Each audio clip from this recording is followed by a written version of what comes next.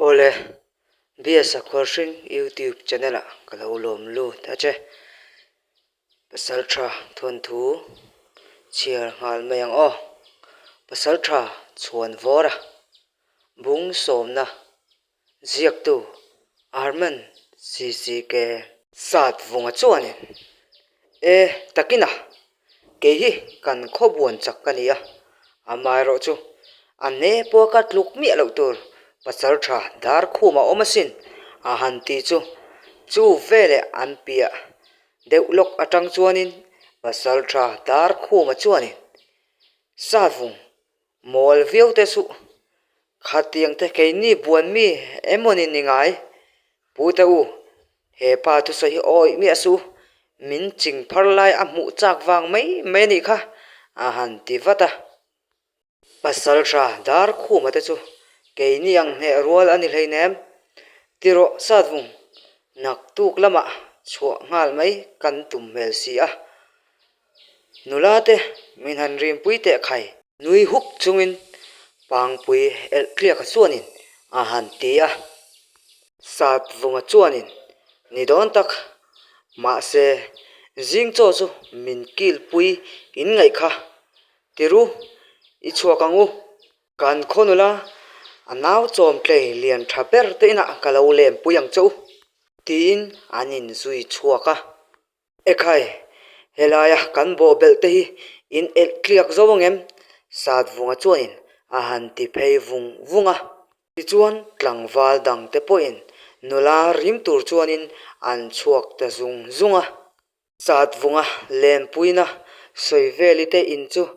an ti ngai thlak chakin tlangwalo chu an lo kal khom deuh vek hi alo ni a an thom chu a tha ham ngang mai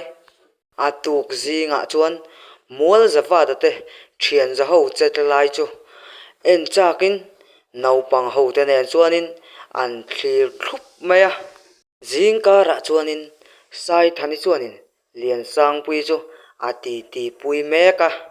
thil thlen dan dik tak chu zep nei mi alo chuanin a hril fai ta veka sang pui chuanin pasal tha dar khuma chu pasala ama in som mai turin a rot taringota lian sang pui po chuanin pasal tha dar khuma chu ami zia a hriat chian to em awangin sai thani tu soi po chu a oi ta hle a sai thani po chuanin an ina choi ve adu thu chu a hril ta hlol maya lian sang pui po chuanin o keini ang ina te cho i ei ve du tak don emni i ei du tak don chuanin lo ei mol ro me tha phei chu kan nei lo kan ei ang te i ei hre ve ani lo te chuanin lo ei mol te khai a lo ti a sai thani chuanin ekhai me tha angai hleinem usang pui ibula hianin cho ka ei chak ve alom alo ti a chuti chuan chuan vor te pa fa chu an ron in pom lu ta chuan vor a po chu atlei rol ve to khop maya adu na te chuanin a vei kwal ve thei to boka tai thani chuanin chuan vor a chu alo lak sak ngal vata anin om ngal chu ani der mai lian sang pui chuanin udar choi te kan siam to mai don mi kan ti dewa hei sai thani po hianin tukin chu cho aron kil ve dona chu wang chuanin kan sakki sarep kha ka beya alo ti vata pasal tra dar khuma chuanin o alo ni mo o keini ina te a ei du ve te chuanin ni dang zela te po lo ei zero se alo ti a choi te chu siamin an kil ta a sai thani chuanin lian sang pui mel zawin amit sir zawa lian sang pui po chuanin alo hrethiam aniang anui saka sai thani chuanin usang pui ei rong bol ithiam hle mai ti daila nimina udaranin kan fe chu usang pui in pa hi veng tha hlero min mel dan hi kapuan bi siam that kan tum ringot po chu mitladonin min khira ati tamaya pasal tha dar khuma mak tilutuk chu a chomhuam lai po a phu lo chau ani lian sang pui po chuanin udara chu iwa makrau ve a hantia sai thani hi idu ta chuanin thate te in hril mai tura lom a hantia dar khuma chu a hoi buai to kher mai sai thani chuanin soi chun zomin mangai pakhat chia anei thu te chu chu nupuya nei adu thu te keima min hril vek mole a hantia chu vele pasal tha dar khuma chuanin lian sang pui chu avamel zoka alo kun chaya a om dan chu a trap ni mein a hria tutia do ta in pu chu tha ati lo hle maya sai thani chu arin ang alo ni lo hle in a in hria pasal tha dar khuma chuanin thudik soi ngain a hria sai than enge ithu soi om zia kha mei che mangai pakhat chi ka nei thu ka hril kha chu nangma ani lovin lian sang pui ani kati chakha a hantia tudang ka nei lo tin ka soin ka va hreve lungoi chi alo ma se dam thlap mai hianin a hantia chu vele lian sang pui chu a in sum zo talo a nui chua khoka abula sai thani po chu alo nui dir char char maya lian sang pui po chuanin udar chutiang tak chuan ni mo min lo hmangaya a han ti ta a lian sang pui hi pasal tha dar khuma a hianin classic tum khatin kumbi ala chir tlem zoka pasal tha dar khuma ham haile zak boxi chuanin o nie ati tham triaka chu vele in ngai tu chuak thutin chu nangni pani hianin min lo dop animo tin azak lutuk chu a sen tron maya chai thani chuanin usang pui tikha chuan i hre to boka tuna chuanin nangmain i soi ve ni tikhan kati tur azawin ka hria a hantia chuan vora bula bok chuanin akal santa a lian sang pui chuanin udar katana i thatna le kantana i in pek na zong zong ka ngai to hianin mangai lo thei lo che ni in ka in shepik lo asin ma se ke chu nula na khat kani to lova ya tha i phu ni in ka in hria chu wang chuanin